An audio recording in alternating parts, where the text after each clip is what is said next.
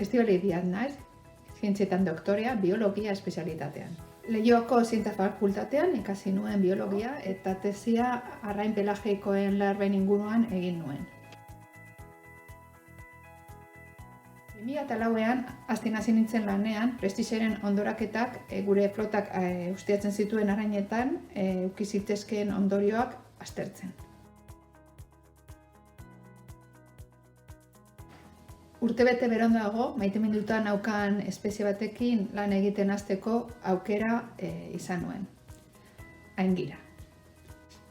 Gaur egun, Eusko Jaurlaritzaren eta Ministeritzaren aholkularia naiz, aingirarekin lotuta dauden gaietan, eta Europa mailako proiektu bat koordinatzen dut, Zudoa.